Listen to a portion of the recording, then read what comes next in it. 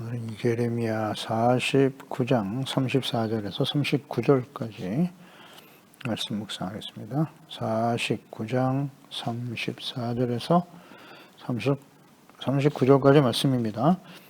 읽겠습니다. 유다 왕 스디기야가 즉위한 지 오래지 아니하여서 엘람에 대한 여호와의 말씀이 선지자 예레미야에게 임하여 이르시되 만군의 여호와가 이같이 말하노라. 보라, 내가 엘람의 힘의 으뜸가는 활을 꺾을 것이요 하늘의 사방에서부터 사방 바람을 엘람에 오게 하여 그를 사방으로 흩으리니 엘람에서 쫓겨난 자가 가지 않는 나라가 없으리라. 여호와의 말씀이니라. 내가 엘람으로 그의 원수 앞 그의 생명을 노리는 자의 앞에서 놀라게 할 것이며 내가 재앙고 나의 진노를 그들 위에 내릴 것이며 내가 또 그 뒤로 칼을 보내어 그들을 멸망시키리라. 내가 나의 보좌를 엘람에 주고 왕과 고관들을 그곳에서 멸하리라. 여호와의 말씀이니라. 그러나 말이래 이르러 내가 엘람의 포로를 돌아가게 하리라. 여호와의 말씀이니라. 아멘. 자신의 힘을 자랑하는 교만한 자들의 결말. 하나님께서는 이스라엘만의 하나님이 아니십니다. 모든 민족과 나라들을 통치하시는 역사의 주인이시죠. 만왕의 왕이신 하나님이시다. 당시에 하나님의 백성, 이스라엘 언약의 백성들은 하나님에 대해서 잘 몰라요. 잘 모릅니다. 자신들만이 섬기는 하나님, 다른 나라들이 섬기는 우상과 그 각 나라의 신들과 같이 하나님 여호와께서 이스라엘만의 하나님, 자신들이 언제든지 믿거나 혹은 버릴 수 있는 그런 신들 중에 하나라고 생각하고 있었던 것 같아요. 하나님이 주변의 모든 나라의 신들보다 가장 뛰어나신 하나님 여호와, 천지 창조, 이건 모르나요? 분명히 기록하여 남겨졌을 텐데 이 하나님의 힘을 전혀 알지 못하고 있다는 거죠. 그러니까 하나님을 그렇게 쉽게 버리고 주변에 강하고 힘 있는 나라들, 잘 사는 나라들이 섬기는 신들을 끌어다가 섬기게 되는 거잖아요. 이게 하나님에 대해서 잘 몰라요. 자, 오늘 이 말씀을 우리가 계속 좀 묵상하고 있는 주변 나라들, 이스라엘 주변 나라들이 멸망의 길을 갈 수밖에 없다고 심판하실 것이라는 말씀하시면서 그들의 공통적인 특징이 뭡니까? 다 교만이죠. 하나님이 없이 자신들이 섬기는 신을 의지하고 자신들의 군사력, 경제력 이것을 자랑하면서 스스로의 능력으로 평안을 누리며 살아갈 수 있다고 생각하는 사람들이고 하나님 여호와를 섬기는 이스라엘을 조롱하고 멸시하고 그들의 멸망을 기뻐했던 사람들이거든요. 또 끊임없이 그들을 공격해 왔었고 그들이 어떻게 멸망의 길을 가게 되는가? 그것이 우연히 발생하는 것이 아니라 이처럼 하나님께서 선지자를 통해서 말씀을 전하고 하나님의 뜻임을 분명히 밝히고 기록하여 남기셨어요. 우리는 이 하나님을 알고 있나요? 하나님을 어떻게 알고 있나요? 우리는 창세기 1장 1절 늘 강조됩니다만 창세기 1장 1절이 믿어지고 이해되지 않으면 그 신앙은 기초가 없는 신앙이에요. 온전한 믿음이라고 할 수 없어요. 천지 만물을 창조하셨다. 하나님이. 거기서부터 시작이에요. 세상을 창조하신 세상의 창조주고 주인이시고 섭리하고 다스리시는 하나님이시다. 우리는 하나님을 지극히 자기 중심적인 하나님을 아주 좁은 나만을 사랑하시고 나의 유익을 위해서 나의 욕망을 이뤄가시는 이런 하나님으로 착각하고 있다. 당시에 이스라엘 백성들이 그랬으니까. 주변 나라들 하나님이 없이 살아가는 부와 권력과 평안과 안전한 삶을 누리는 그들의 삶을 동경하고 그들의 삶을 본받고 하나님과 말씀을 버리고 그들을 쫓아가는 세속화, 그 원인이 뭘까요? 하나님을 잘 몰라요. 하나님이 교회 안에만 계시는 분입니까? 이게 착각하고 있다. 저는 이렇게 묵상이 되네요. 이 세상 전체를 주관하시고 다스리시는 분이 하나님이시라고요. 이 하나님을 모르면 안 되죠. 그래서 성경을 묵상하고 성령님의 인도하심을 따라 성경 속에서 하나님을 만나고 하나님을 알아갈 때 우리는 이 세상의 주인이신 하나님의 아들이 되는 거예요. 정체성에 대한 분명한 인식을 하게 되고 거기서 믿음이 생기는 거죠. 확신이 생기는 겁니다. 이 전능하신 하나님이 나의 아버지신데 이 세상에 뭐가 더 필요해요? 잠시 있다 썩어져 버릴 땅 위에 있는 세속적인 권력과 힘을 의지하며 살아가겠습니까? 그것을 위해서 불의를 행하겠습니까? 하나님을 몰라요. 하나님의 백성들이, 하나님의 자녀들이 하나님을 자신들의 수준으로 끌어내리고 말이죠. 자신의 뜻대로 되면 할렐루야 하다가 자신의 생각대로 안 되면 욕망과 소원을 이루어 주시지 않으면 언제든지 버릴 수 있는 분? 오늘날도 이렇게 하나님을 생각하는 사람들이 교회 안에 의외로 많죠. 나의 능력만도 못한 하나님, 그렇지 않나요? 34절에 시드기야 왕이 즉위한 때에 엘람에 대한 말씀입니다. 이번엔 엘람이네요. 엘람을 심판하시겠다라고 말씀하시네요. 엘람은 셈의 아들이죠. 창세기 10장 22절 셈의 아들 노아의 아들들 중에 셈, 함, 야벳 중에 셈의 아들이네요.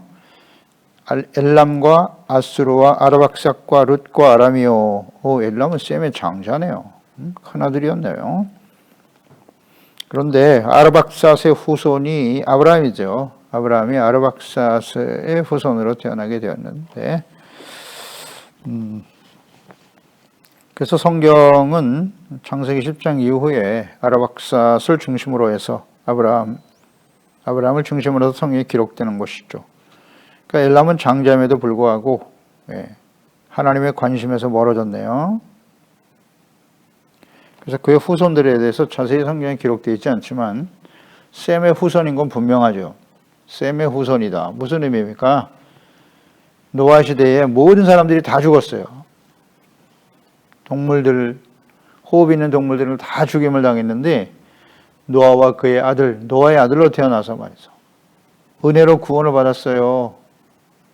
온 세상이 멸망당하는 그때에 구원받은 사람 셈, 그의 후손들이란 말이죠. 참 영광스러운 일 아닙니까? 그것도 셈의 장자로 태어난 아들이었다.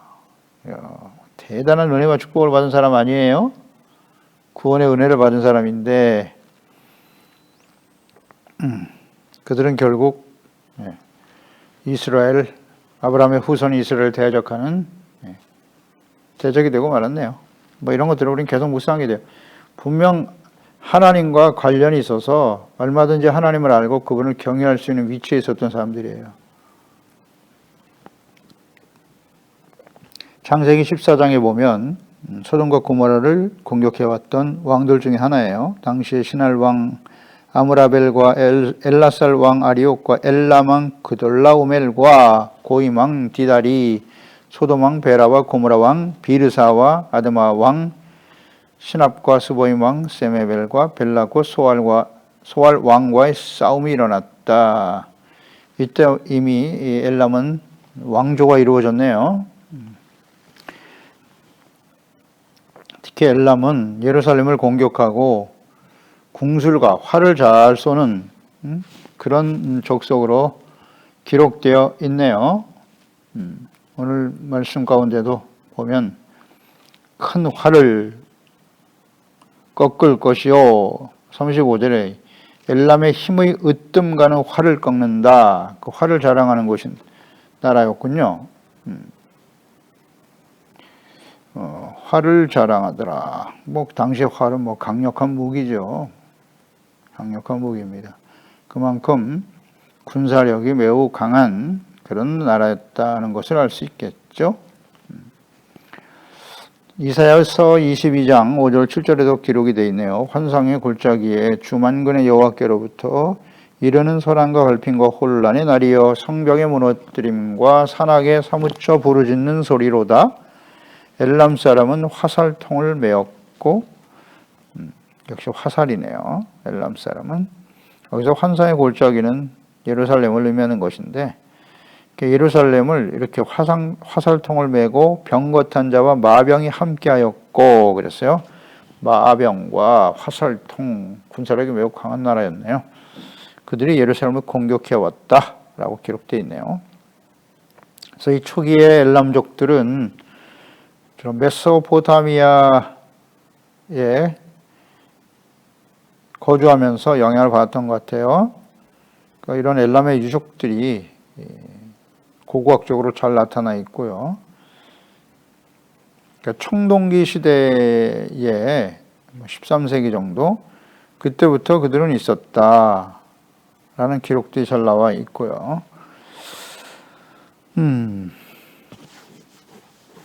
그때도 계속 발전해 나가다가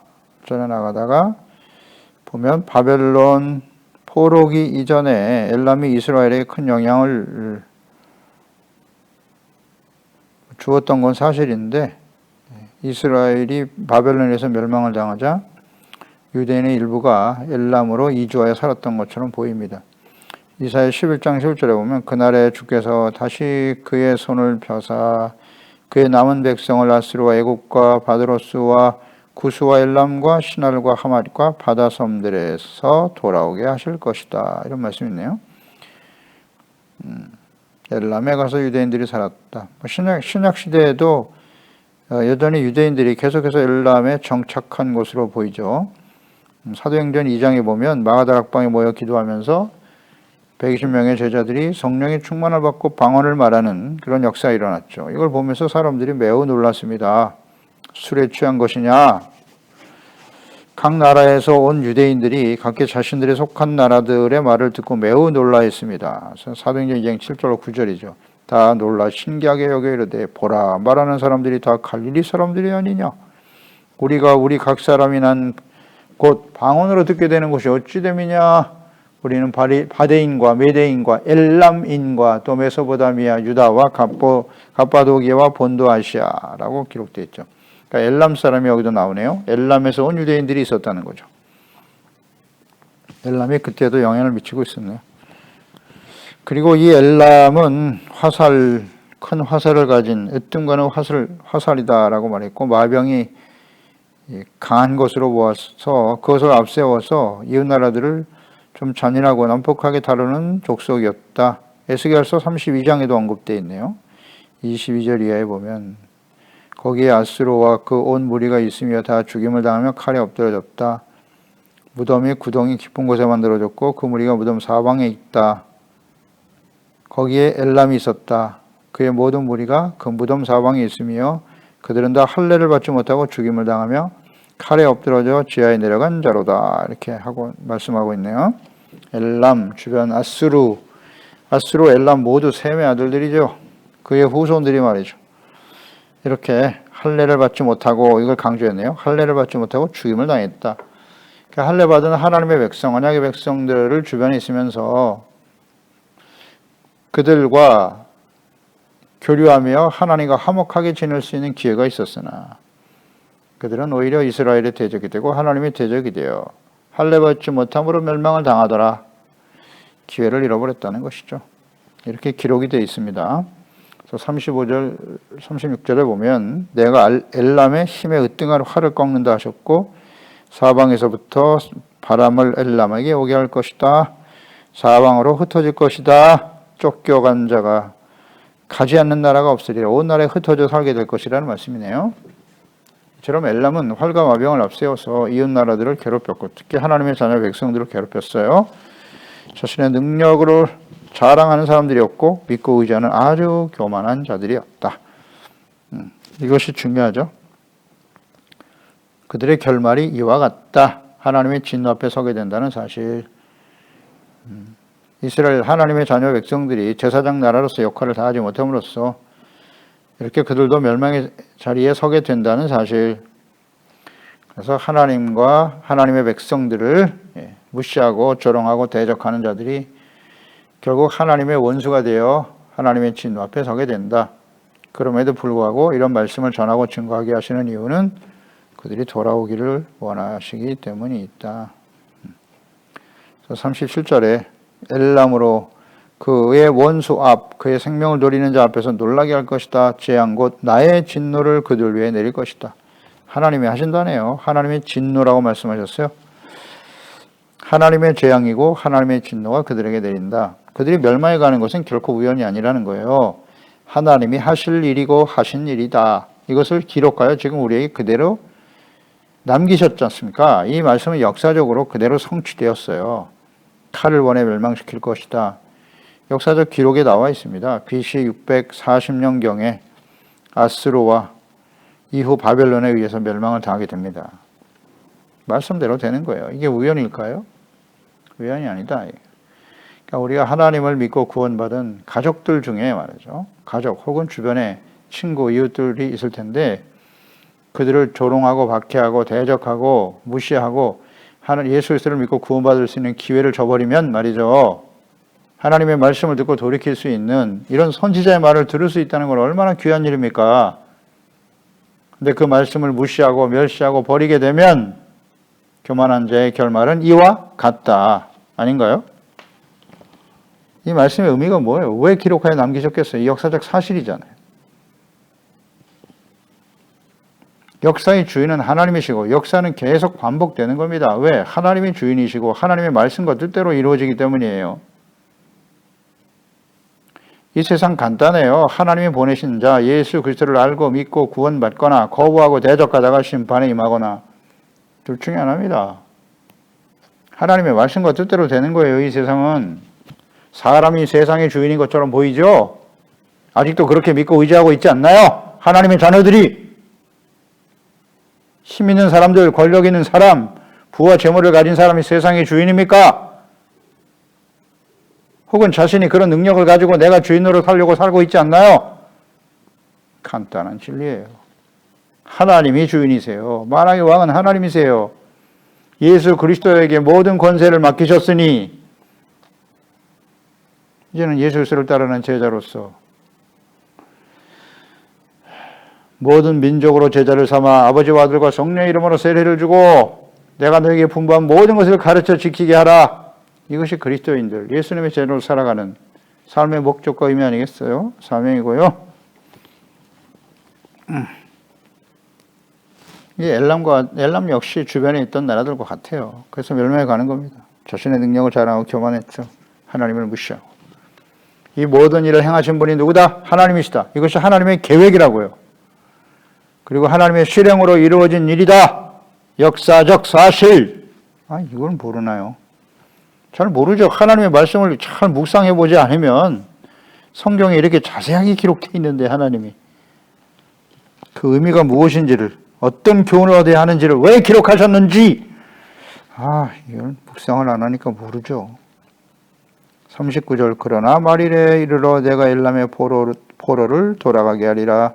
여호와의 말씀이니라. 엘람의 회복을 약속하셨네요. 멸망을 당하지만 다시 돌아오게 한다. 특별한 은혜네요. 이 말씀이 그대로 이루어져요. 느헤미야 7장. 느헤미야 시대는 70년 포로 생활이 끝나고 예루살렘의 성전이 회복되고 성벽을 세우는 일이 일어나던 때죠. 느헤미야 7장 6절 이하의 옛적의 바벨론 왕 느부갓네살에게 사로잡혀 갔던 자들 중에 노임을 받고 예루살렘과 유다에 돌아와 각기 자기들의 성읍에 이른 자들 곧 스룹바벨, 예수와 느헤미야, 아사랴와 라아미야와 나하마니와 모르드게와 빌산과 미스베렛과 미구의 누훔 쭉 나오면서 12절에 엘람 자손이 1254명이요. 엘람 자손이 이때 돌아오네요. 말씀대로 되잖아요. 돌아오게 되었다.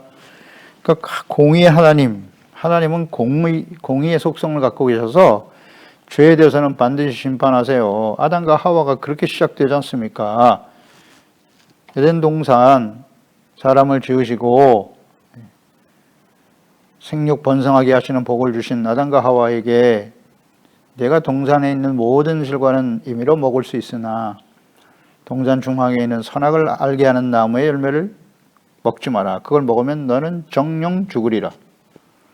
하나님의 법을 질서를 세우신 거 아니에요. 근데 그걸 사탄의 유혹에 의해서 따먹죠.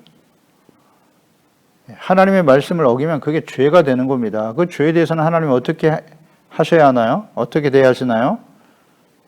일단은 깨우쳐 주시고 지적해 주시고 바로잡아 주시는 거예요. 그래서 아담을 부르죠. 아담아, 아담아, 내가 어디 있느냐? 뒤에 숨어 있잖아요. 숨어 있어요.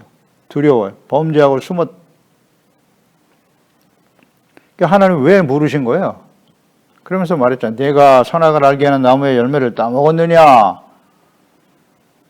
너 그거 따먹었니? 알고 물으시는 거잖아요. 하나님 모르실 리가 있나? 그러면 아담은 어떻게 해야 하죠? 예, 하나님, 제가 하나님이 하지 말라고 하는 걸 했습니다. 용서해 주세요. 그러면 사는 거예요. 쫓겨날 일이 없죠. 하나님은 회개를 원하세요. 회개를 원하신다고. 잘못을 지적해 주시고 책망해 주시고 바로잡아 주시는 분이 하나님이시라고요. 그래서 지금 아담에게 말씀하고 계시는 거예요. 그럴 때 아담은 어떻게 반응했습니까? 하나님이 만들어진 저 여자가, 처음에 아담이 홀로 있는 것이 좋지 않아 배필을 만들어 주신 것인데 얼마나 좋아했습니까? 내 살 중에 사요, 내 뼈 중에 뼈로다. 얼마나 좋아했어요. 그런데 하나님이 만든 저 여자가 내게 주어 내가 그걸 먹었다고 핑계를 대잖아요. 죄를 전가시키잖아요. 그 여자에게 물었죠. 네가 그걸 어찌 먹었니? 뱀이 나를 꿰어 먹게 했습니다. 왜 에덴 동산에 뱀을 만드셔가지고 뱀을 원해서 내가 그걸 따먹게 하십니까? 뱀에게 핑계 돌리고 궁극적으로는 하나님이죠. 하나님이 왜 여자를 만드셔갖고 하나님이 왜 에덴 동산에 뱀을 두셔가지고 나를 범죄하게 하였나이까? 그건 하나님 책임이에요. 어리석은 사람들. 그 자리에서 회개했어야죠. 하나님 잘못했습니다. 제가 가장으로서 아내를 바르게 가르치지 못했네요. 용서해 주세요. 그럼 에덴 동산에서 용서받았을 거예요. 그런데 그까지 핑계대고 죄를 자백하지 않죠? 어떻게 했어요? 하나님의 공의는 에덴에서 쫓겨나는 겁니다. 말씀대로 되는 거예요. 그거 먹으면 죽는다고. 그래서 사망이 선포된 겁니다. 내가 흙에서 왔으니 흙으로 돌아가리라. 내가 이 땀 흘려 수고하지 않으면 땅도 저주를 받잖아요. 해산의 고통이 다가오고 하와에게는. 그게 하나님의 공의입니다. 공의. 이게 하나님의 속성이에요. 그래서 하나님은 죄에 대해서 심판하시는 분이기 때문에 죄를 어떻게 해서든지 깨닫게 해주시고 회개하고 돌아오기를 원하시는 거예요. 용서해 주시려고. 이걸 몰라요. 이 성경 전체 내용입니다. 에덴 동산에서부터 시작돼요. 범죄하고 타락한 인생들. 끊임없이 말씀하시고 미리 말씀하시잖아요. 지금 주변 나라들, 하나님의 백성들도 마찬가지고 주변 나라 백성들에게 너희들에게 이런 일이 일어날 거야. 어떻게 해야 되겠니? 니느웨를 또 떠올리는 거예요. 니느웨. 회개하고 돌아오니까 하나님의 뜻을 돌이키시잖아요. 이걸 알아야 되는데요. 예수 믿고 구원받아 의롭다함을 얻었다. 그럼 완전한 자가 된 겁니까? 제발 이거 좀 바르게 깨달아야 돼요. 완전한 자가 된 것입니까? 그렇지 않잖아요. 그러니까 하나님의 성경을 기록하여 남기시면서 성경을 주야로 묵상하고 성경 율법을 주신 목적이 뭐다? 죄를 깨닫는 거잖아요. 그리고 성전에 나가서 속죄 제사를 통해서 하나님 앞에 용서받고 의롭다함을 얻고 하나님이 다스리시는 하나님의 의에 거룩한 백성으로 제사장의 나라로서 복의 근원이 되어 살아가라. 하나님의 뜻이잖아요. 이게. 왜 우리에게 이런 시련과 어려움이 다가오고 있을까요? 코로나19라고는 환란이 우리에게 다가온 이유는 무엇일까요? 목적이 무엇일까요? 이거 모르면 안 됩니다. 제발 좀 깨우달아야 합니다. 깨달아야 해요. 하나님의 자녀와 백성답게 살아가라는 거잖아요. 마음속에 있는 하나님보다 재물을 주인으로 섬기려고 하는 이거 모르겠습니까? 왜 속여요? 하나님 앞에 속이면 안 돼요. 예, 제가 잘못했습니다. 핑계대지 말고 합리화시키지 말고 예, 내가 하나님보다는 재물과 나의 능력을 주인으로 여기며 그의 종노릇하며 살고 있네요. 이걸 돌이켜야죠. 자꾸 하나님을 속이려고 해요. 이게 심각한 문제예요. 회개하면 사는 겁니다. 돌이켜야죠. 예, 제가 이제부터 하나님의 말씀과 뜻대로 주님을 믿고 의지하며 살아가겠나이다. 하나님이 재물만 못합니까? 세속적인 권력과 힘만 못해요? 하나님이? 전능하신 하나님, 천지 만물을 창조하시고 지금도 살아계신 하나님 아버지가 그렇게 무능해 보입니까? 그래서 하나님을 가차없이 버려요. 말씀을 버려. 어떻게 말씀대로만 살아. 이런 사람들이 오늘 너무나 많죠, 교회 안에. 우리도 종종 그런 유혹에 빠지기도 하고 시험에 빠지기도 하잖아요. 하나님을 잘 몰라. 주여, 저희들 정말 지금까지 살아온 것이 하나님의 은혜입니다. 예수 믿고 구원받은 이후에 우리의 삶을 돌이켜보면 말이죠. 하나님을 모르고 사는 것이 얼마나 두려운 일입니까?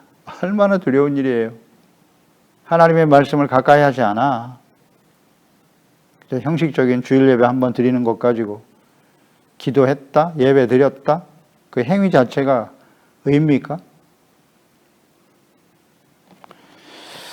심각한 문제입니다. 정말 하나님 앞에 이번 시련과 어려움을 통해서 근본적인 예배, 의미, 목적 깨닫고 회복이 돼야 됩니다.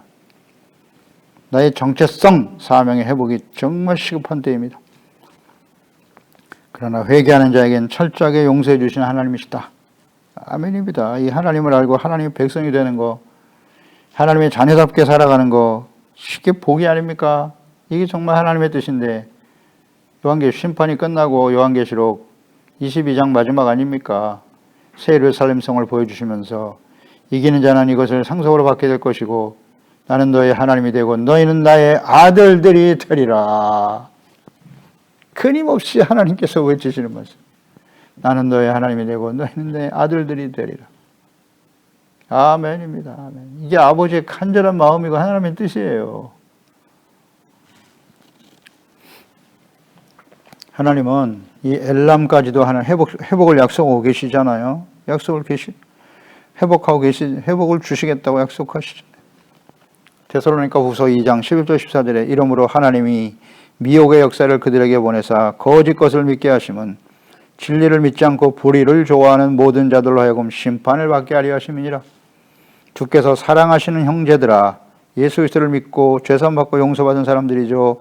우리가 항상 너희에 관하여 마땅히 하나님께 감사할 것은 하나님이 처음부터 너희를 택하사 성령의 거룩하게 하심과 진리를 믿음으로 구원을 받게 하려 하심이니 이를 위하여 우리의 복음으로 너희를 부르사 우리 주 예수 그리스도의 영광을 얻게 하려 하심이니라. 아멘입니다. 진리를 믿지 않고 거짓에 속아 불의를 좋아하는 모든 자들로서 심판에 떨어질 수밖에 없는 저희들이었는데요. 복음으로 우리를 부르셨어요. 성령의 거룩하게 하심과 진리를 믿음으로 구원을 받게 하셨도다. 할렐루야. 얼마나 큰 은혜입니까? 이 하나님의 은혜를 절대 헛되이 받으면 안 돼요.